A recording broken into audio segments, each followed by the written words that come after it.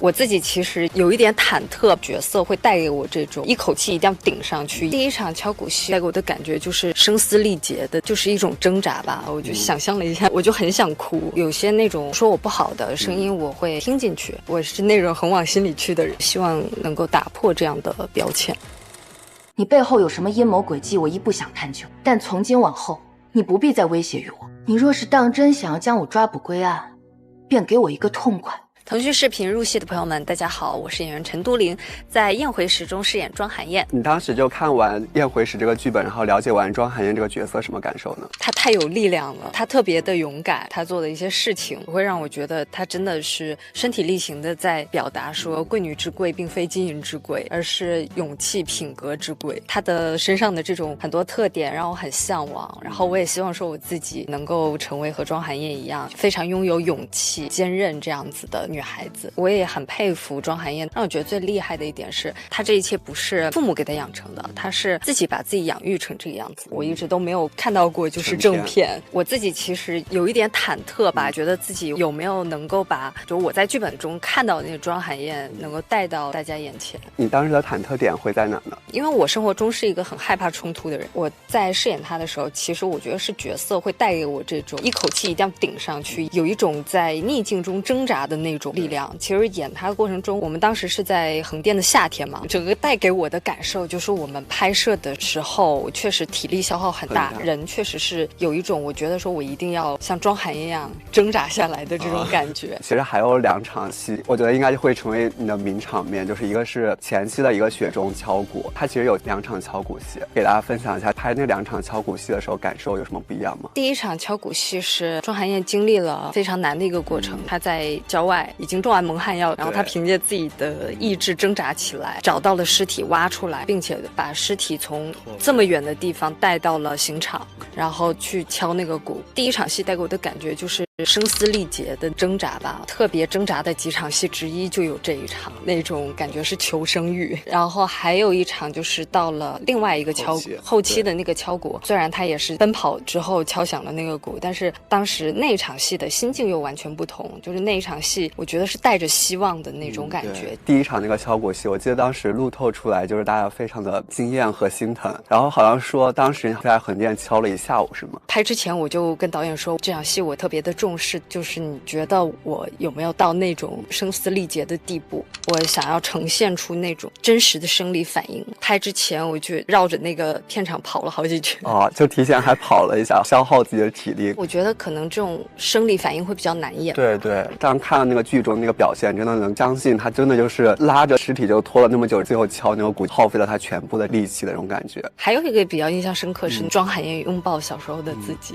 那个画面我也特别爱。对，导演当时跟我说他这个镜头设计的时候，我直接被震撼了，我就很想哭。因为庄寒燕她身上特别打动我，就是这种自己养自己这一幕，真的把庄寒燕自己拯救自己具象化了。其实他和傅云熙之间的关系前期是一种猜忌和利用的感觉，那你觉得他是从什么时候开始爱上傅云熙的呢？他是在不知不觉的相处过程中，虽然说在整个剧情里面他和傅云熙一直都是在对峙，好像就是他们所有的接触都是有算计的，真心是藏在一些玻璃渣里面。剧中有没有什么比较浪漫的戏份他们俩？庄寒燕有一集是在房间里面，就是他故意读婚帖然后去气傅云熙，我觉得他们两个就好有那种两个不会爱的人用那种很幼稚的方式去试探对方的感觉，跟他们2个人平时的人设很有反差。他们平时是那种特别不动声色的很聪明的人，没有想到他们在爱情上面是这么的不会。你若是贪图这京城的荣华富贵，今日便好好看一看这深宅大院里的日子你是否担得起。寒燕并非贪图荣华富贵，你不该回来，将他赶出府去吧。母亲，此生都不得再踏入庄家大门一步。刚到庄家的时候，我感觉他其实可能也会带着一种，比如说陌生，或者说对于母亲就会还有一种害怕的感觉。温峥嵘老师演的那个母亲，最开始对他那种态度，确实会让人觉得刚开始很难接受和理解。对，因为我看剧本的时候，我很难理解一个母亲为什么会这么恨自己的孩子，对，比恨庄家的任何一个人都要恨他。当时在现场蓉姐这一场戏，她在表达恨的过程中，我看到她眼睛里面的眼神，她是爱，的，是爱这个孩子的。我相信很多观众在第一集看到了这场戏，也能够理解母亲对孩子的爱，可能她的表达方式和其他母亲不同。其实我很喜欢的是后面我们看到有反转嘛，他扶着母亲重新开始走路了，母亲刚开始摔倒了，但是他推开他，然后他还是在努力慢慢走。后面就是母女那个感情也特别让人感动。因为现在还没有播到那里，我自己其实现在也很期待那一场戏。当时我演的时候看到那样的一个场景，就是母亲受了那么多苦，她好不容易能够站在玉兰花下面，当时也觉得那个场景就是把我美哭了，也把我感动哭了。因为我和母亲的这一些戏份蓉姐的演绎，我就想到我自己妈妈。我妈妈就是她虽然不是很支持我做演员这个行业，就是一开始的时候我在拍摄《宴回时》的时候，她还是来横店住在家里陪我，虽然她没有去剧组，然后我就是有的时候就是演过母女的这种桥段，我回家的时候我就会抱一抱我母亲。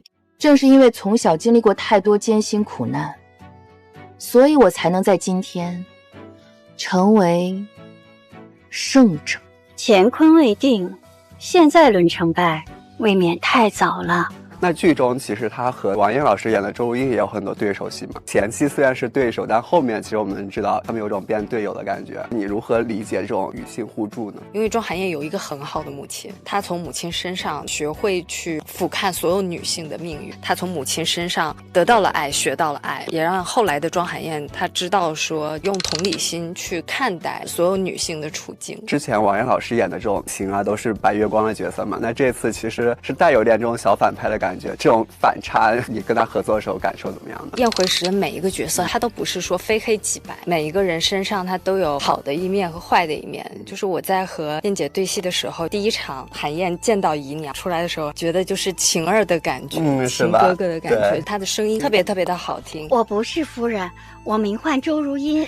然后那一段戏燕姐整个一气呵成，特别有古韵，真的是会给当场的人都带来那种非常美好的感受。抗旨是死，遵旨也是死。你说甘愿做软骨头，便自己去做。我庄寒燕，即便是死，也绝不做冤死鬼。最近这几年，大家对你的演技夸赞的特别多，然后都说感觉陈都灵好像演技一下子有了很大的提升。过去可能大家对你的演技多多少少会有一些不一样的这种讨论的声音，那你对于这种转变，现在更多的夸赞了之后，会更有信心吗？这几年学习到的一些表演方式，会渐渐的有自己的一个方向感。我以前其实对自己的声音很自卑，对声音很自卑，很好听啊。可能就是我上学的时候，大家会觉得说我的声音不太像一个女孩子，这种温柔的，不够温柔的那种声音。对对，演戏了以后，有一些前辈就会跟我说，我的这个声音其实是很有辨识度的。对，就是说叫我坚持自己的对这种说话的方式，因为每个人都有自己的特色。早些年大家对你的演技有不一样的这种讨论的时候，当时会有质疑自己的时候。会啊，有些那种说我不好的声音我会听进去，我是那种很往心里去的人。可能现在有一些就是自己在专业上面的认知，那可能比较有判断。刚出道的时候就是自己判断也没有特别建立起来，就啥都听。今年正好是你出道10年，这10年来演过很多剧、很多角色、很多作品。在今年10年的时候，演来了《宴回时》，什么感受？现在其实这部剧非常被大家喜欢。幸运女神怎么还是在笼罩我？就是我从接到剧本的那一刻，我就特别特别感恩。但也是你的努力付出，我尽力了，只能说。之所以在上映的时候会有一些感慨，并不是因为觉得说自己每一场都演得特别好，就是可能现在的我再回去看很多地方我是留有遗憾的，但是我当时真的觉得说我就尽力去完成，有一些地方也没有想的那么多，可能没有像现在的想法那么的全面，就是觉得尽力了，很喜欢这个角色，很喜欢这个故事，尽力的去让自己无限的贴近它。但我刚刚突然想到一句话，就是遗憾也是一种美好。有时候入行10年之后，你觉得大众给陈都灵贴的标签都有哪些呢？学霸是最多的，学霸这个标签是最多的。对，这个澄清过很多次。我的大学还有高中遍地学霸，如果按照大家的标准的话，还有温柔、清纯、白月光这种。过去的这些标签有给你自己带来一些束缚过吗？希望说自己能够通过一些不同类型的角色、不同剧情下的演绎方式，打破这样的标签。刚刚也说到，其实过往的很多角色这种比较温柔或者清纯类的角色，但其实近几年包括庄寒燕这个角色更有力量感，或者说还带一点腹黑，这种转变是演员陈都灵想要做了一些转型的尝试吗？我自己其实在挑选剧本和角色的时候，可能更多的就是会看这个剧情是否打动我，这个角色是否打动我。那现在的话多一项希望说自己尽可能的去尝试一些新类型的角色，打破大家对我可能会有一些既定印象的角色，也希望说自己能够在每一个角色中有所突破，然后有所进步。杀青和这个角色告别的时候，你的心情是怎样的？杀青的时候，我当时很感动。杀青的那一天，就正好把所有的话外音录完，好像过去那110天演过的很多戏又重新回到我心里，情绪的体验特别的完整。那一天我就是杀青那天就哭了。我一般很少杀青的时候我会哭或者怎么样，因为我感觉你是一个挺理性的这种人，是不是？可能硬撑吧。就是当时为什么会让自己忍不住流泪呢？看到导演这样走过来，除了庄寒燕，我还想就是在这110天里面，导演整个剧组大家就这么努力这么用心的在完成这个作品，我自己也很感慨。少年扬起脸庞，前往他的月亮，人们笑他狂妄，人怎可不一样？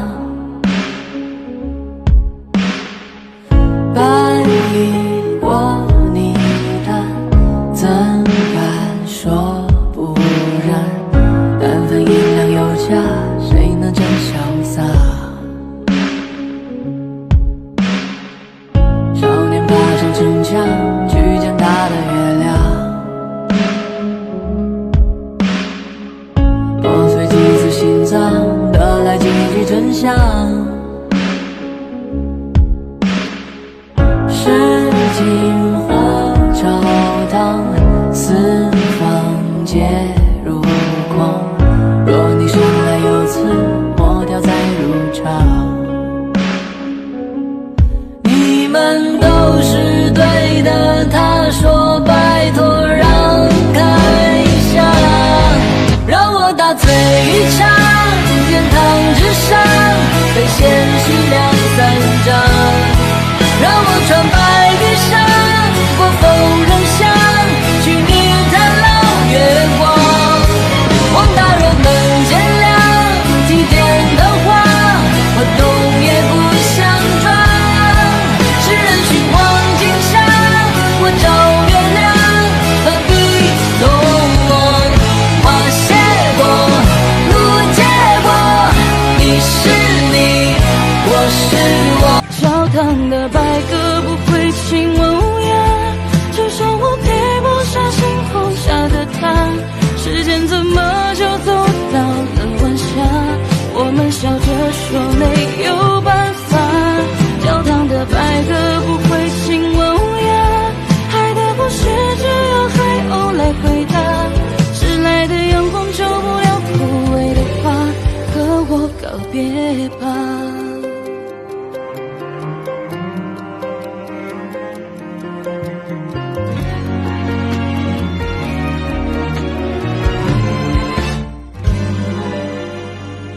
为什么你需要我的时候，我就应该出现在你门口？什么时候你又能陪着我？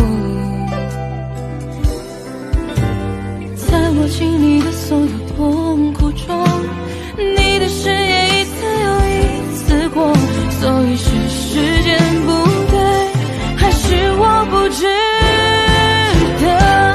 教堂的白鸽不会亲吻乌鸦，就像我配不上星空下的他。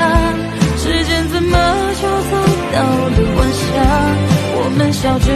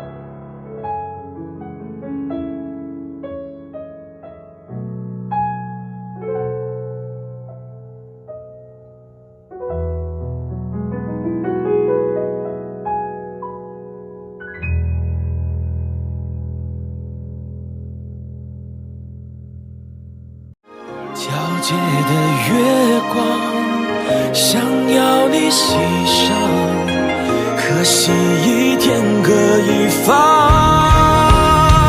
就借着月光，再与你对望，不管落魄风光，我都为你守望。就让这月光把你的灰尘路照亮，有太多的话与你慢慢讲。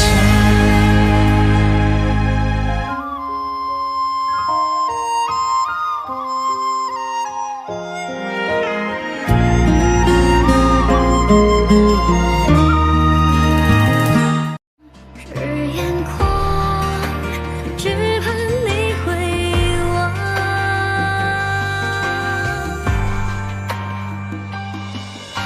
你是随空流泪，然不回。望穿之上，静看红尘是非。时光倒回，饮下我几杯，若如初见，为谁而归？不对这片中，喜悦一马就相拥。是风动，还是翻动？轮回难道就不同？你是我身外，我白云人去来，推开古城万里，吹渡春风尽现在。我是你途中，有青山撞入怀，不动声色见你入世才自在。